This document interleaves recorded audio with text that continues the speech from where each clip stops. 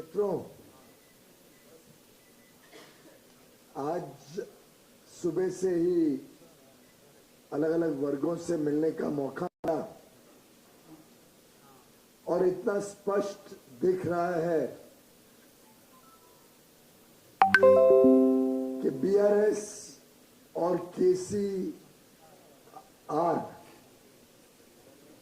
केसीआर के साथ तो पूरा परिवार इकट्ठा घूमता है। केसीआर, केटीआर, पूरा परिवार कब्जा करके बैठा है तेलंगाना का।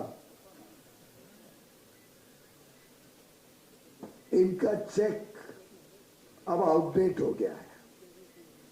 लोगों में आक्रोश है, लोगों में गुस्सा है और केसीआर और बीआरएस की भ्रष्टाचारी तुष्टीकरण से प्रेरित परिवारवाद वाली सरकार अब तेलंगाना में बुरी तरीके से हारने जा रही है। तेलंगाना के मेहनती लोग, तेलंगाना के क्षमतावान युवा युवती इस प्रकार की भ्रष्टाचार से बुरी तरीके से परेशान है। कहां तेलंगाना बना था, लोगों की आशाएं अपेक्षाएं थी। नीलू, निधुलू और नियामकलू यानी पानी, धन, फंड्स और नौकरी, इन तीन वादों के ऊपर बीआरएस सत्ता के कांड दुर्भाग्य से भ्रष्टाचार के अलावा तेलंगाना ने कुछ नहीं पाया। एक प्रकार से तेलंगाना की आज की स्थिति देखें तो ऋण यानी सरकारी लोन ले लेके इन्होंने पूरी तिजोरी को भी खोखला बना दिया और तेलंगाना को लोन पर, ऋण पर चला चलाकर एक प्रकार से तेलंगाना के लोगों के साथ विश्वासघात किया है। ये जनता सब समझती है। जनता इसका मुंह तोड़ जवाब केसीआर के परिवार को और बीआरएस को देने जा रही है 30 नवंबर को। और ये स्पष्ट हो गया है कि जिस प्रकार से झूठे वादे, तेलंगाना में भ्रष्टाचार, तेलंगाना के प्रोजेक्ट्स में भारी भरकम किकबैक और करप्शन और प्रोजेक्ट्स को जिस खराब क्वालिटी का बनाया गया है, उसके कारण आज तेलंगाना का भविष्य खतरे में है। भारतीय जनता पार्टी ने तेलंगाना में एक ईमानदार, विकास से प्रेरित और पूरी तरीके से जनता की अपेक्षाएं, जनता की आशाओं को पूरा करने वाली सरकार देने का वादा अपने संकल्प पत्र में तेलंगाना के सामने रखा है। हमारा विश्वास है कि जिस प्रकार से कांग्रेस और बीआरएस दोनों की तुष्टीकरण नीतियां रही हैं, दोनों पार्टियों ने भ्रष्टाचार के अलावा तेलंगाना को कुछ नहीं दिया। अब तेलंगाना के लोग, तेलंगाना के वोटर भारतीय जनता पार्टी को और हमारे बैकवर्ड कम्युनिटी के मुख्यमंत्री बनने वाले मुख्यमंत्री को प्रधानमंत्री नरेंद्र मोदी जी के आशीर्वाद से, उनके मार्गदर्शन में चलने वाली ईमानदार सरकार को भारी बहुमत देके तेलंगाना को विकास के रास्ते पे लेके जाना चाहते हैं।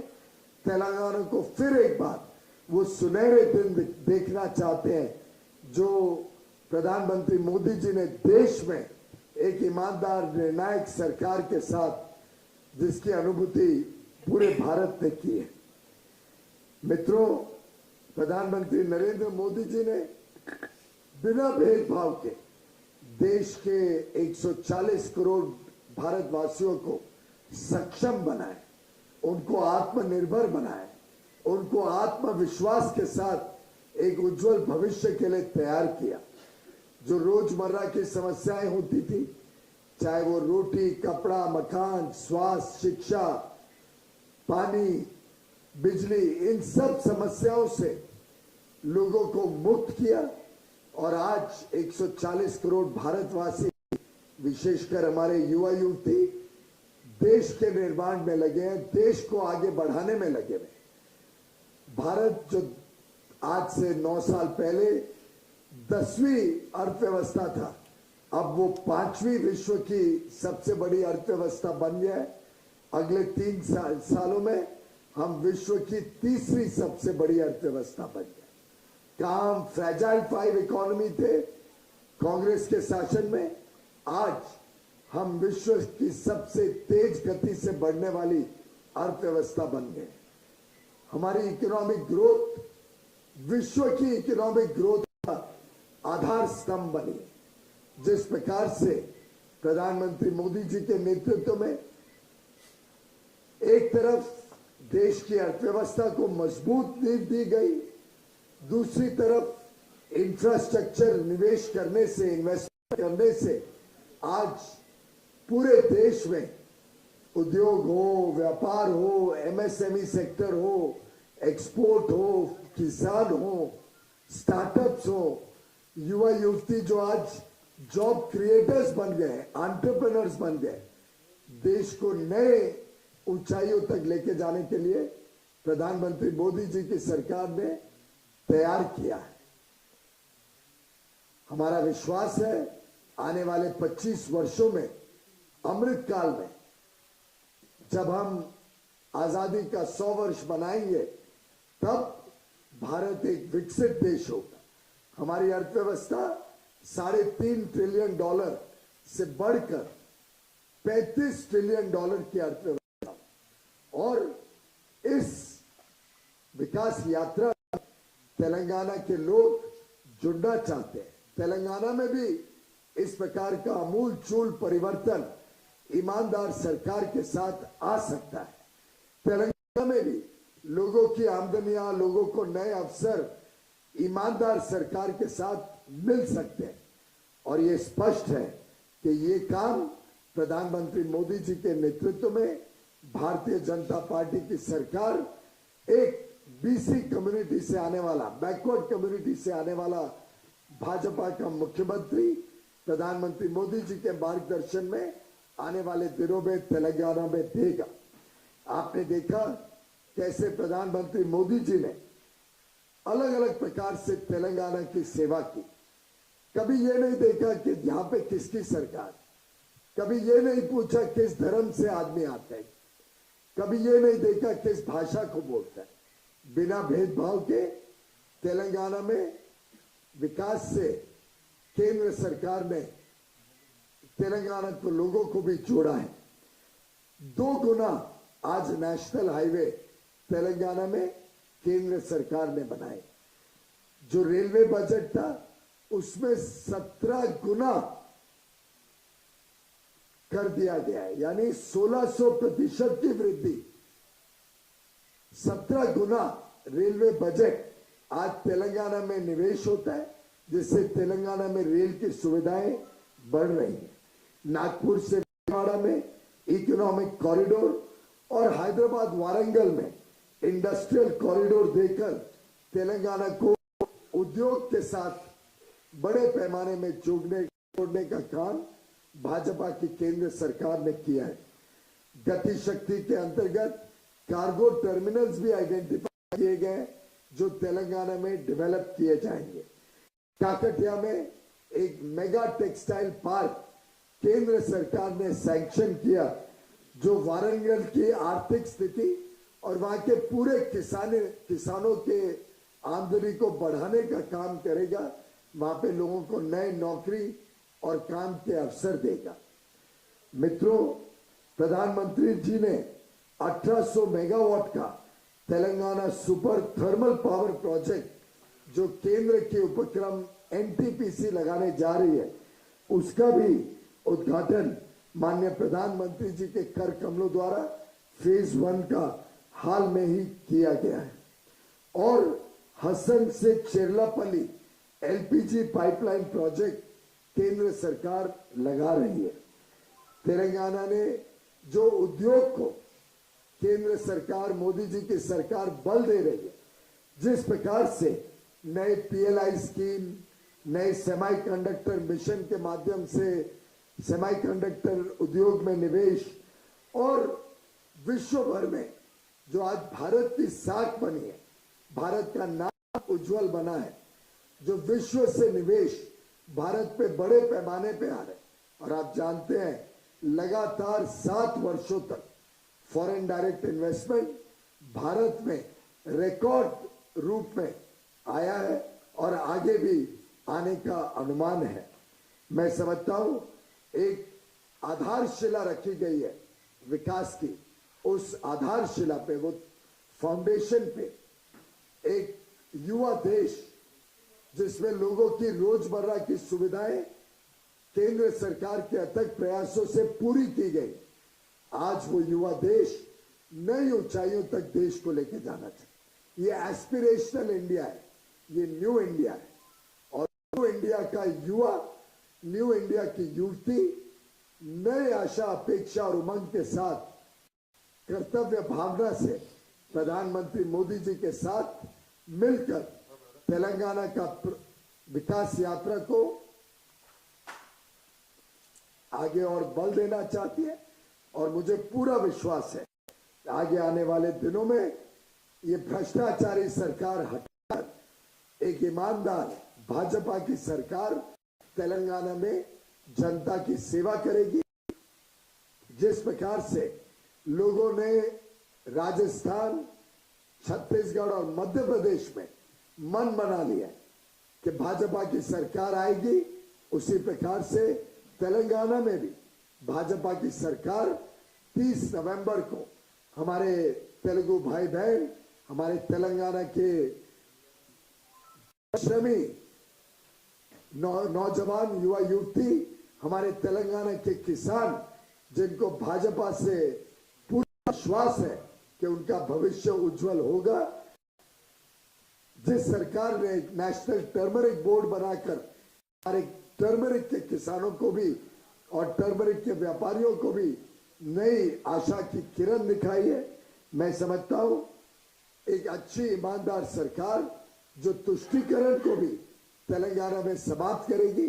ये जो एक विशेष रिजर्वेशन एक समुदाय को दिया जाता है, उसको समाप्त करके वो हमारे दलित भाई बहनों को, हमारे बैकवर्ड भाई बहनों को जो वंचित रहे, जो अपेक्षित रहे हैं वर्षों वर्षों तक, उनको वो रिजर्वेशन देकर उनकी आशाएं, अपेक्षाओं को भी और आगे बढ़ाने का काम करने वाली भाजपा की सरकार अब तेलंगाना में आने जा रही है। बहुत बहुत धन्यवाद।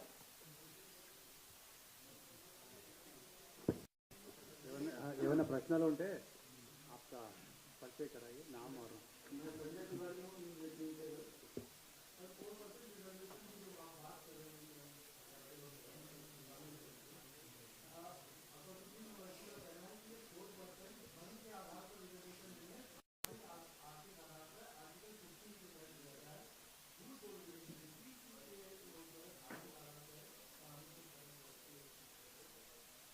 ओवैसी जी की बातों पे तो मैं समझता हूं कि ओवैसी जी खुद को ही शक होता है कि वो क्या बोल रहे हैं, क्या नहीं बोल रहे। जनता तेलंगाना की ओवैसी जी की बातों पे भ्रमित नहीं होगी। ये स्पष्ट रूप से गलत कैटेगराइजेशन किया गया है कि इस धर्म का सामाजिक या आर्थिक बैकवर्डनेस है और उसके आधार पे ये रिजर्वेशन तेलंगाना में मिल गई है। पूरी तरीके से अवैध है और इसको हम समाप्त करें।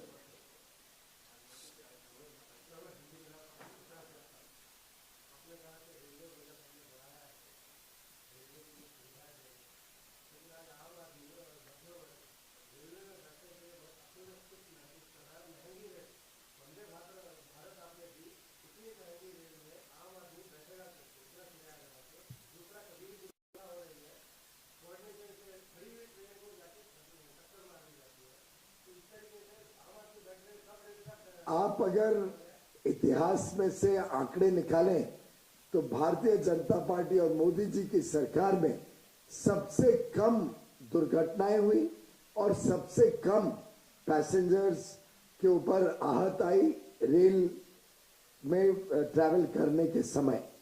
हमने पूरे देश के सभी अनमैन्ड लेवल क्रॉसिंग्स को समाप्त किया।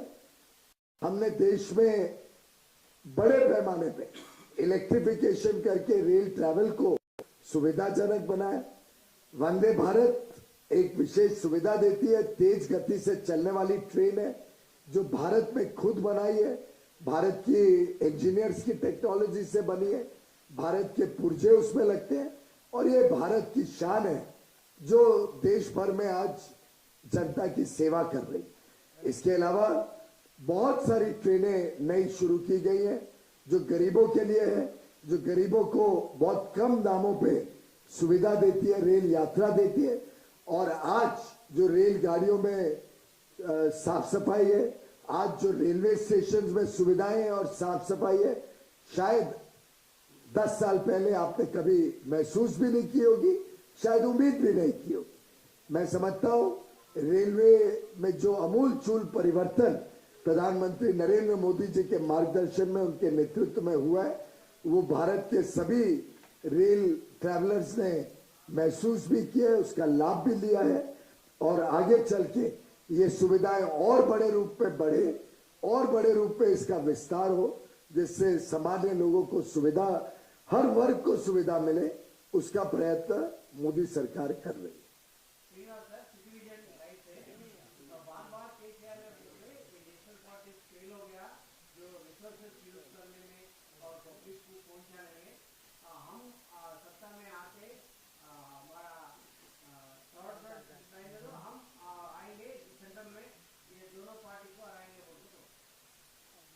आपने शेख चिल्ली की कहानी सुनी होगी ना। शेख चिल्ली के ख्वाब देखने को कोई रोक नहीं सकता है, वो पूरा अधिकार है हर एक व्यक्ति का। माननीय केसीआर जी को भी पूरा अधिकार है कि वो ऐसे ख्वाबी पुलाव बनाए, लेकिन तेलंगाना की जनता ने जब मन बना लिया है कि उनको घर बिठाना है, और वैसे तो घर नहीं बिठाना पड़ेगा, केसीआर तो कभी दफ्तर गए नहीं, वो तो घर ही बैठे रहे हैं।